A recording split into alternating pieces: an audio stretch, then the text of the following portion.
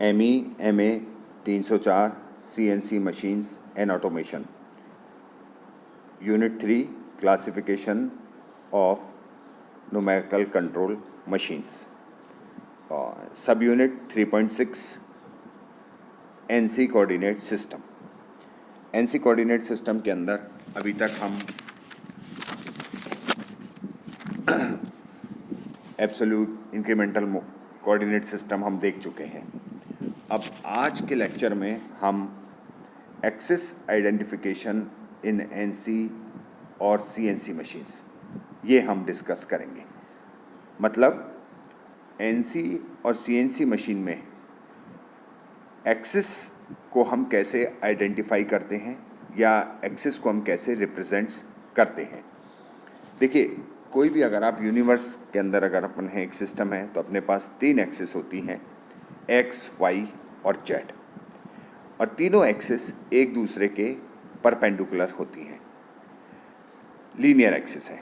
और इसी तरीके से अगर अपने ये जो एक्सिस हैं इनके अलोंग अगर रोटरी मूवमेंट हो रहा है तो एक्स एक्सिस के अलोंग जो रोटरी मूवमेंट होगा उसको अपन ए से रिप्रेजेंट करेंगे। वाई एक्सिस के अलोंग अगर कोई रोटरी मूवमेंट हो रहा है तो उसको बी से रिप्रेजेंट करेंगे, और सी एक्सिस के अलोंग जेड एक्सिस के अलोंग यदि कोई रोटरी मूवमेंट हो रहा है तो उसको हम सी से रिप्रेजेंट करेंगे। एनसी और सीएनसी मशीन्स में, मतलब एनसी सीएनसी मशीन्स में मोस्ट ऑफ द मशीन्स के अंदर 2 से ज़्यादा स्लाइड वेज होते हैं, 2 या 2 से ज़्यादा स्लाइड वेज होते हैं। और ये 2 या 2 से ज़्यादा जो स्लाइड वेज होते हैं ये एक दूसरे के परपेंडिकुलर होते हैं। मतलब जो एक स्लाइड वे है उसके राइट एंगल पर दूसरा स्लाइड वे होगा, उन दोनों के राइट एंगल पर तीसरा स्लाइड वे होगा। तो इस तरीके से 2 या 2 से ज़्यादा जो स्लाइड वे होते हैं वो एक दूसरे के राइट एंगल्स या परपेंडिकुलर होते हैं, और इन स्लाइड वेज के अलोंग स्लाइड्स जो होती हैं वो मूव करती हैं। अब वो स्लाइड टूल स्लाइड भी हो सकती है और जॉब स्लाइड भी हो सकती है। इट इज़ ए मटेरियल के उसके ऊपर टूल बंधा हुआ है या जॉब बंधा हुआ है, दोनों में से कुछ भी हो सकता है। लेकिन ये जो स्लाइड्स हैं 2 या 2 से अधिक होती हैं एनसी या सीएनसी मशीन में, और एक दूसरे के परपेंडिकुलर होती हैं, जिनके अलोंग स्लाइडवेज, इन स्लाइडवेज के अलोंग स्लाइड्स ट्रेवल करती हैं या मूव करती हैं। और हर एक स्लाइड एक कंट्रोल सिस्टम के साथ फिट होती है, और वो कंट्रोल सिस्टम एमसीयू से कमांड्स लेकर किस डायरेक्शन में कितना मूव करना है उस स्लाइड को, ये डिसाइड होता है।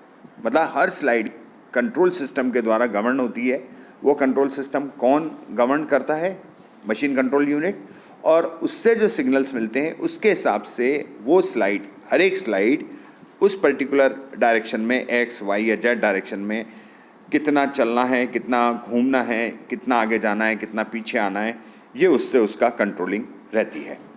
तो इसीलिए जो 3 डायमेंशनल कार्टेशियन कोऑर्डिनेट सिस्टम है, 3 डायमेंशनल कार्टेशियन कोऑर्डिनेट सिस्टम जो है उसके हिसाब से एक्सिस आइडेंटिफिकेशन एनसी या सीएनसी मशीन में किया जाता है। तो अगर अपन देखें पॉसिबल लीनियर और रोटरी मूवमेंट क्या क्या हो सकते हैं एक मशीन स्लाइड के यूनिवर्स के अंदर, मतलब कितने एक्सिस बन सकते हैं किसी एक स्लाइड के। लीनियर मतलब सीधी रेखा में, और रोटरी मतलब घूम के। तो जो लीनियर एक्सिस हैं 3 डायमेंशनल कार्टेशियन कोऑर्डिनेट में वो एक्स, वाई, जेड है। एक्स के अलोंग अगर रोटरी मूवमेंट हो रहा है तो वो ए से रिप्रेजेंट करेंगे, वाई के अलोंग रोटरी मूवमेंट हो रहा है उसको बी से करेंगे, और सी के अलोंग जो हो रहा है वो जेड के अलोंग हो रहा है तो उसको अपन सी से करेंगे। अब इसके बाद मैं इस फिगर को लेता हूँ। ये जो फिगर है, इस फिगर 3.10, इसके अंदर आप देखिए कि एक्स, वाई, जेड तीनों एक्सिस हैं। एक्स एक्सिस लीनियर एक्सिस है, और वाई एक्सिस भी लीनियर है, और जेड एक्सिस भी लीनियर है। एक्स एक्सिस के अलोंग अगर रोटरी मूवमेंट हो रहा है तो वो ए है, वाई के अलोंग अगर हो रहा है तो वो बी है, और सी जेड के अलोंग हो रहा है तो वो सी एक्सिस है।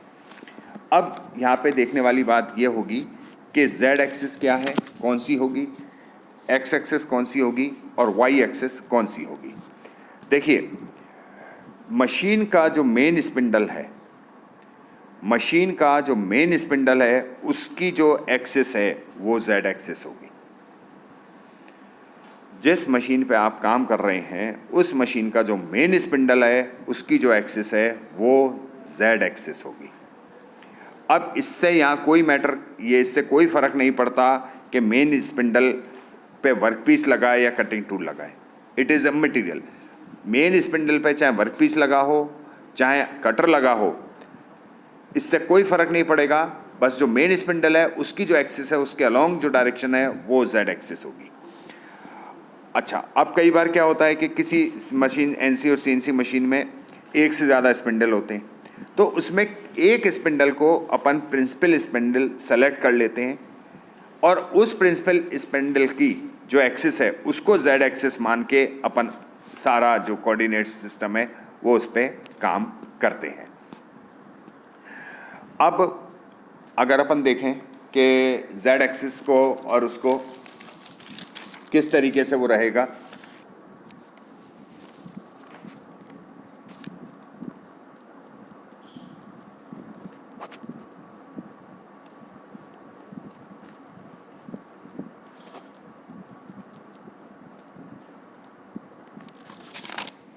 मशीन का मेन स्पिंडल जो है वो आप z एक्सिस में लेंगे हमेशा।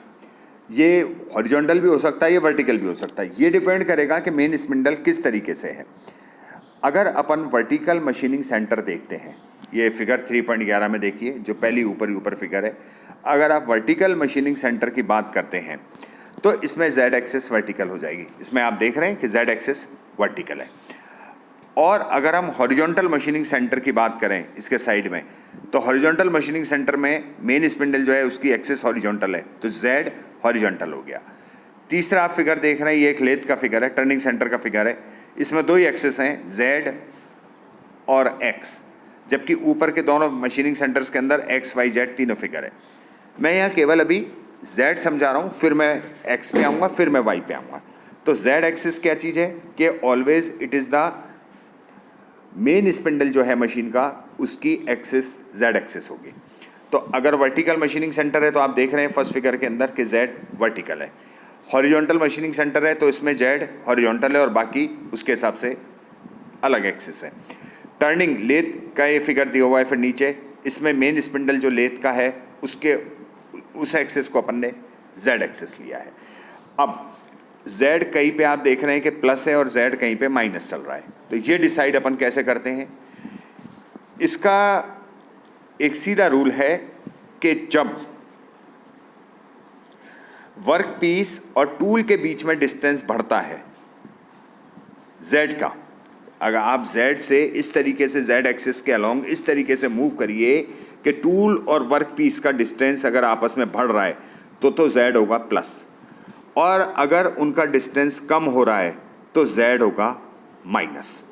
अब सब में पहले आप लेथ का ही एग्जांपल देखिए, सबसे नीचे वाला, इसमें z एक्सिस और x एक्सिस दो ही दिए हुए हैं। z एक्सिस जो है वो अलोंग मेन स्पिंडल है। तो जब आप जो वर्क टेबल, अब लेथ के अंदर क्या होता है, z एक्सिस के अलोंग केवल स्लाइड ही मूव होगी, स्पिंडल तो अपनी जगह फिक्स है, चक तो अपनी जगह फिक्स है।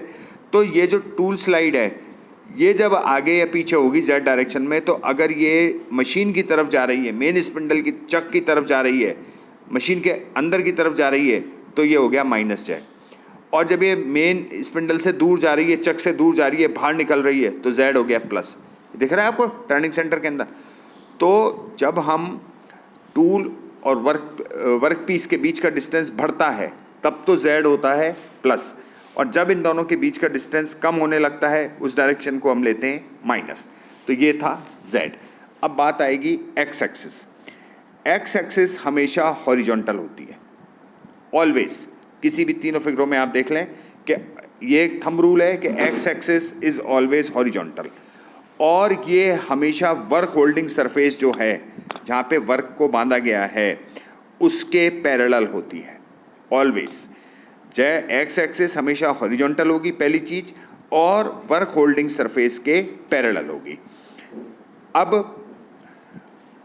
अगर अपन ये देखें कि तीनों फिगरों के अंदर पहली फिगर आप ये देखिए वर्टिकल मशीनिंग सेंटर है, तो इसमें नीचे वर्क टेबल लगी हुई है।